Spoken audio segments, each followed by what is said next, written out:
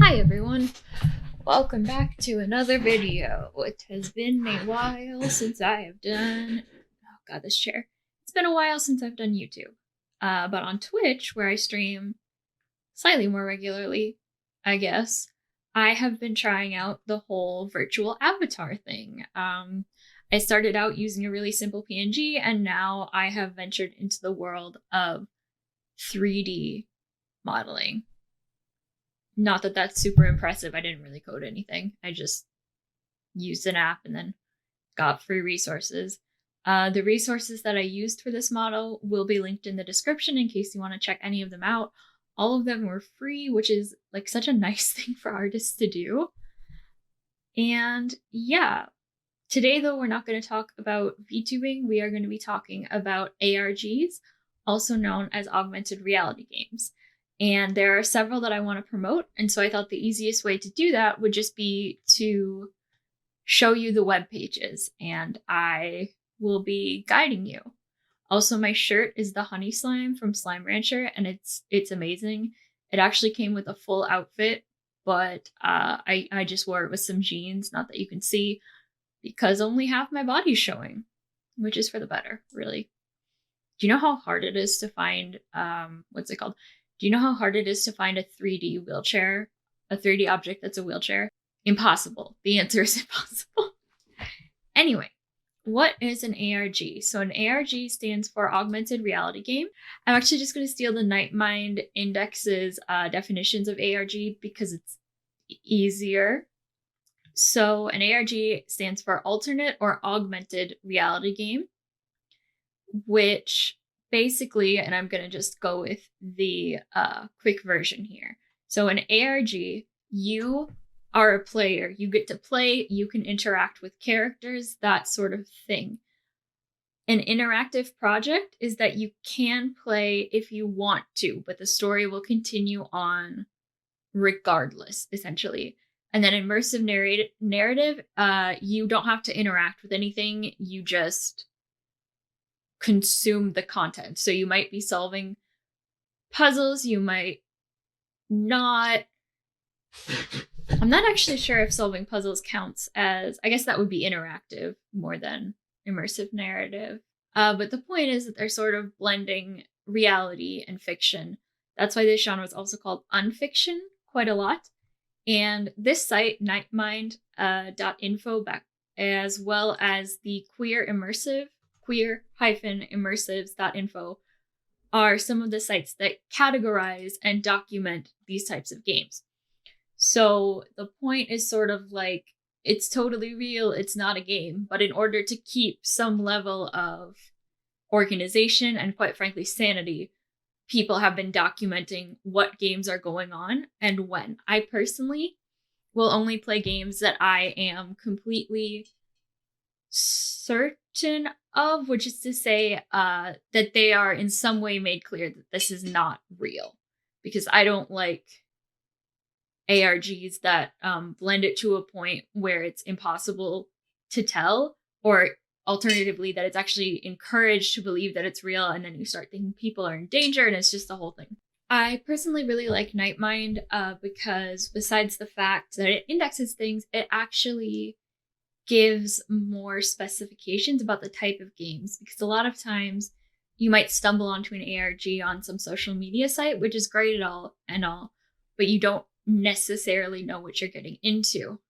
So as you can see here, Nightmind gives each game a preview image, a title, a date and time that the card was created, not that like the game was going on, a description, a gate, which is also known as a jumping off point sometimes, which is like how you get into the game to see what's going on, and then tags. So that's things for genres. And yeah, the games that I'm going to be showing you today are very good about content warnings as well as responsibly playing. There are Discord servers where you can interact with the characters, but they're given a role that says characters, so you're never confused about if you're talking to an actual person or not. So again, this is nightmind.info, and then we also have Queer Immersives, which also documents ARGs, but specifically queer run or featuring queer creators. So we are going to just jump into the 3 games I have for you here. I have information from the creators themselves, but I thought it would be more fun to give you sort of my perspective as a player. I will also link to a Discord server at the end of the video that is so it's a massive Discord server, and then there are channels for different types of games, and then the games themselves. You'll see what I mean. So, starting from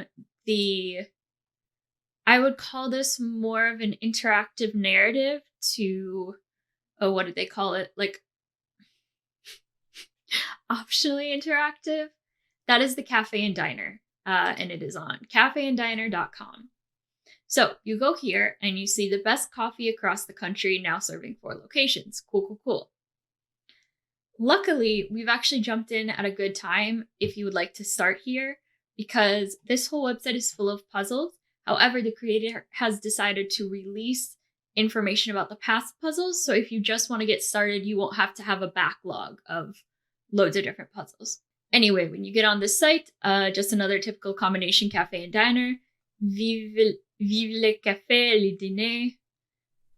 Some backstory, sort of. Now, if you were to look through here, and I'm going to spoil this for you because I could not for the life of me do this. You might notice that there are 8s listed quite a lot. Each thing has 8 ounces as an option. This one actually has 8 in the title. And so the archive password, which is where most of the game, not all, but most of the game takes place, is 8888. So the archive will tell you about the different stories and categories. So overarching stories are divided. For example, we're currently in Debt Come Due. Then the story of Otherworldly Adventures took place in 2020, but not everything has been archived. These are other ones. Updates are back here. So decaffeinated means that they have been decoded and you can read them. Then you can also look at the blog, which is a newer thing. These are in plain English, basically. To get to know some of the employees better, you can also look on the employee page. These will be useful for puzzles. So let's say you want to get into the case that's currently happening, Debt Come Due. So you would click here, and then you would see, okay, in 2021, these are all of the receipts, which are puzzles, basically, that came out. There's a lot. And then in 2022, we have more. There are subsections, as you can see. So we are currently ending the adenomia of the archons. And I believe there's been a brief pause to decrypt everything. But basically, if you look here, the receipts will have different denominators. I don't think that's the right word, but classifications. So DD stands for Diner. This is one that will still be encrypted, but there will be hints. It is considered the highest level and the hardest to crack. Then you have the Cafe, which is usually encrypted. Cafe Diner. Diners are not encrypted, so they just have the serial number. And then you can, I believe, trace the serial number part. So here we have CD IH8 H01, then H02, H03. It's overwhelming at first, I'm not gonna lie, but when you get it, it's fun, and there's lots of lore, so lots of reading. So if we click here on the IH8H01, this one clearly has either not been decoded or has been made a bit easier. So all of them are encoded in RC4, which basically means you can't crack this yourself. You need to use a decoder. All you have to do is find the password and then copy the text, click here, and then put it in. So don't deny the friendly face of fate looking back in the mirror.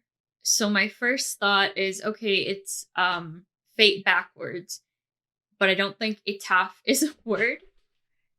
But it can be found, this is a clue, so this can be found in a different receipt, and then it's 4 characters, 1 word.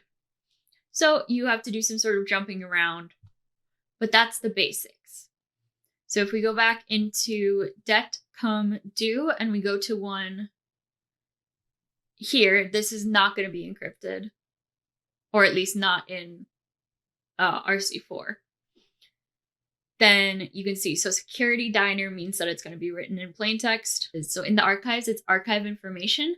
And this gives you a description of what I basically told you about how to decode things. Here's what you can start reading and so on. And then they have security types, password types. It's very comprehensive.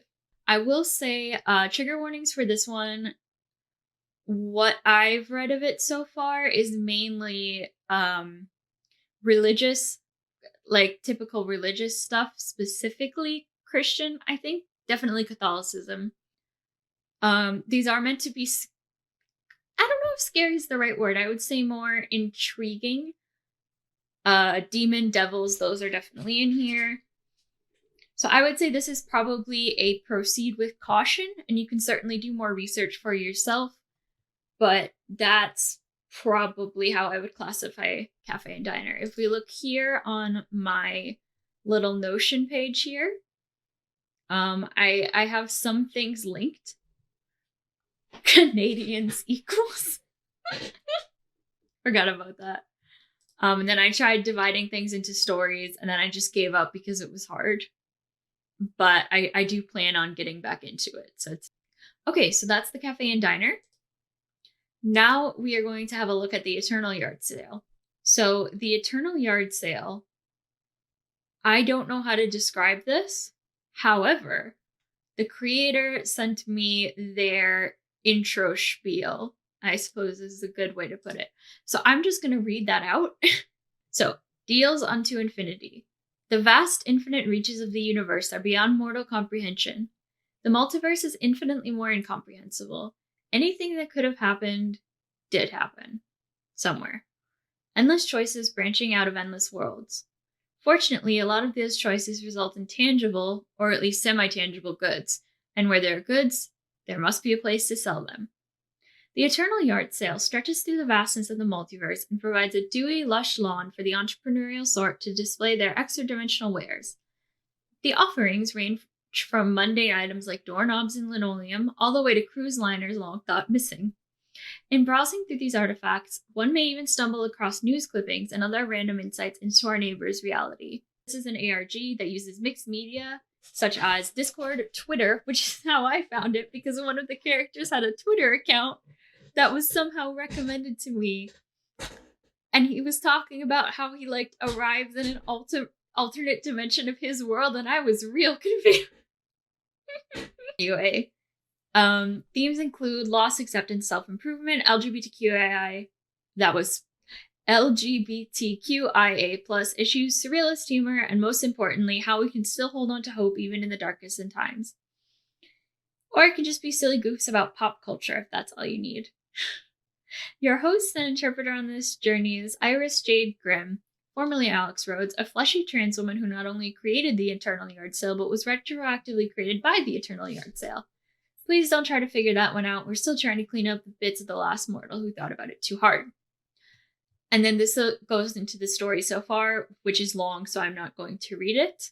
But as you can see, this particular game spans all of these websites, and there will be different things on all of them, which is very fun. If you click on Yard Sale, you will be able to see various different posts and things like that. So one from today is Tweets from the Multiverse. The latest version of Brontogram has dropped for everyone after the beta test was received such glowing reviews from the community. Huge thanks to all the artists of the world. My heart goes out to the family of Senator Nichelle Nichols, a remarkable life and extraordinary legacy. Shira! Ran into a guy named Adam who clumsily hit on me, but when I graced him walking away, he collapsed to the floor, started crying. He also wet himself. What the fuck? So yeah, you get fun things like that. So there are different types of posts.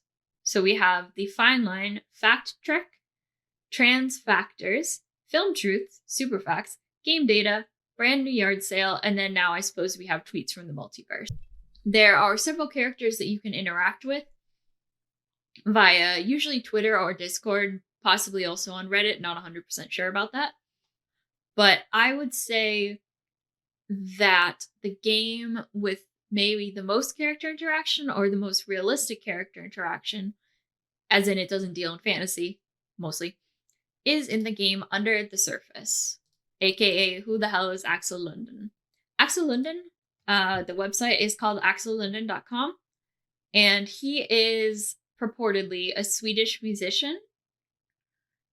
However, this blog and the stories on it are being posted from the past, essentially. It does have mental health resources, and every time you go anywhere to read, it will give you the content warnings. So mental health, suicide, substance abuse, and self-harm. And as you can see, or possibly saw down below, there is a full page devoted to mental health resources. This one definitely gets heavy and emotional, but that's, I think, what makes the story so impactful. So you don't get to talk to Axel, at least not yet, but you do get to talk to some other characters, such as, I'm going to say this wrong because it's a Swedish name. Kore. It's K-O-umlaut-R-E. His handles on social media are usually Kore, not Cora, so I'm imagining it's pronounced similar to that. As well as Maya, who is a super fan of Axel / this band. So I should probably go into basic details. So who the hell is Axel Linden? Swedish-American indie rock folk artist who rose to prominence in the early 2000s at the helm of the internationally renowned rock ensemble Nauru. In the wake of splitting with Nauru in 2008, Axel went on to release a series of critically acclaimed solo albums.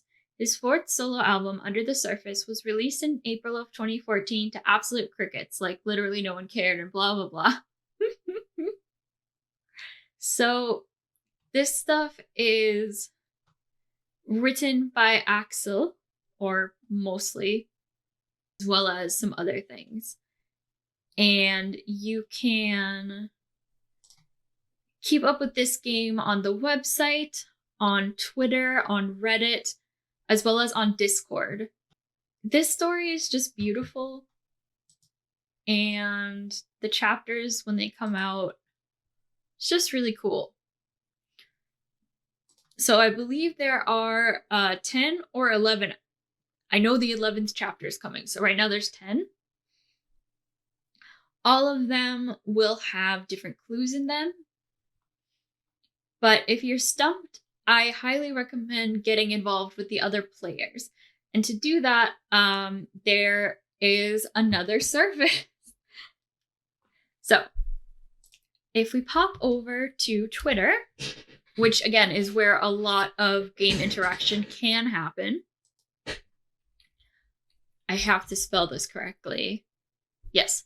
So I don't know how to say this word.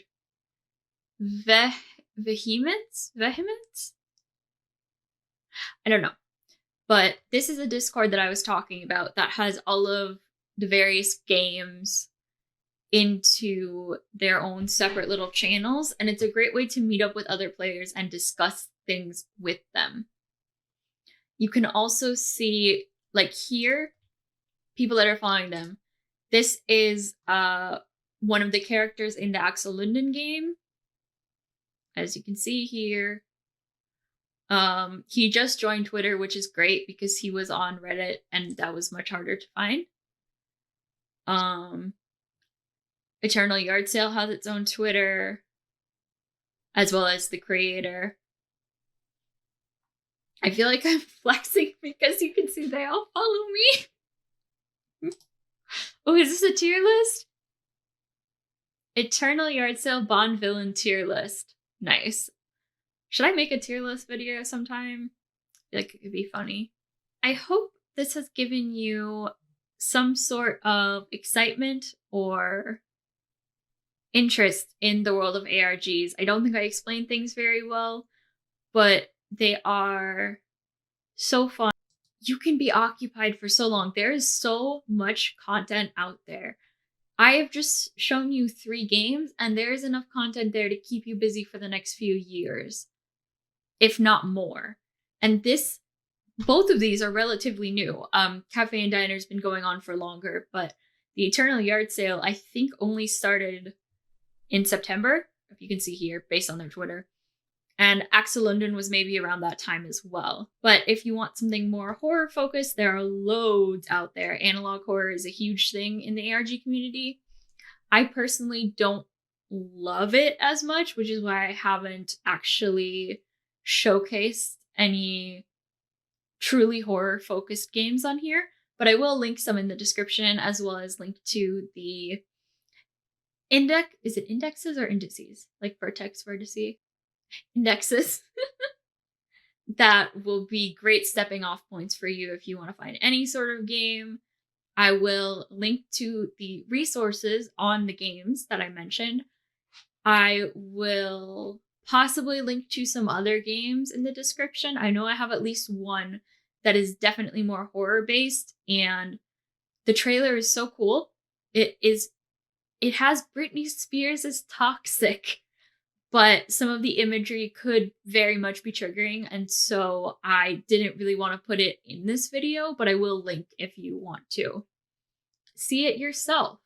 I guess my last thing that I want to say is I know it can sound really scary or overwhelming to jump into these games.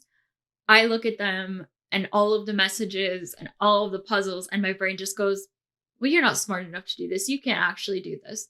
But that's not true. You can, even if you're just memeing along in a Discord and reacting to different, interactions or things that have been solved. Congratulations, you're a player. Nobody will be mad at you for asking questions. People usually compile various resources to puzzles and stuff. So, yeah, I would just say, if this sounds like something you would like, or if you're just really bored, go for it. You also might learn some skills like cryptography, code solving. You never know. I think that's all for today. As I said, I'm much more active on Twitch, but I'm curious what you all thought of this kind of video. Do you like seeing my little virtual avatar? Is it sort of uncanny valley? I hope not. I like using one because it's easier for me when I'm exhausted to not have to emote quite as much or worry about how I look. But I do understand that it's a bit less personal than, me live and living color. I'm exhausted. But I really wanted to get this video out because the creators are wonderful people and these games are so fun. So without further ado, thank you so much for watching, and I will be back soon. Bye!